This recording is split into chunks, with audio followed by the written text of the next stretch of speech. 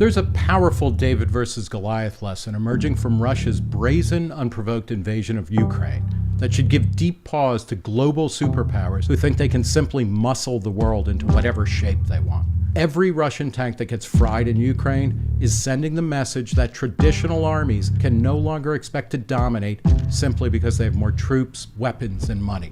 Russian armored vehicles are falling victim to next-generation light anti-tank weapons, NLAWs, which can be carried by individual soldiers, unslung in seconds, and deployed with little training but deadly accuracy. There are credible reports that Russia has already lost $5 billion worth of military equipment in just a month of fighting in Ukraine. That's the reality of contemporary warfare.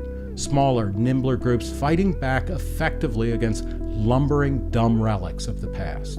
Despite being the 5th largest fighting force on the planet and starting the war with 5 times the number of active military as Ukraine, Russia has been stymied in what virtually all observers expected to be a cakewalk. The human cost for Russia is even more staggering. Nearly 10,000 soldiers killed in action, including at least 5 generals.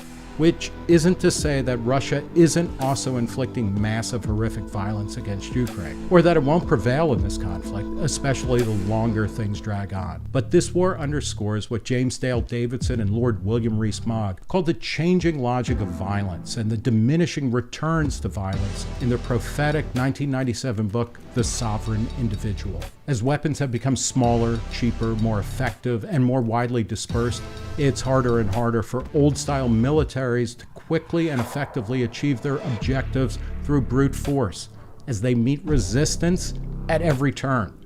That resistance includes information warfare, such as hacking and cyber attacks, but also the use of social media, which Ukraine's President Zelensky has excelled at, to project an aura of invincibility and to cast the conflict in stark terms of good versus evil. This lesson shouldn't be new to Americans, as our failures over the past 2 decades in Afghanistan and Iraq underscored the new reality that old-school invasion and occupation is more expensive and temporary than it is quick and effective. But Russia's incompetence drives home in graphic detail to us, and one hopes to the Chinese officials supposedly eyeing an invasion of Taiwan, that even if Goliath does take out David, the price is too high and the victory too transient to bother undertaking. If the collapse of the Soviet Union, that gargoyle incarnation of belief in top-down authority, power, and decision-making, was the beginning of the end of the 20th century's romance with the nation-state, then Russia's blundering in Ukraine and the US's in Central Asia and the Middle East may be its epitaph.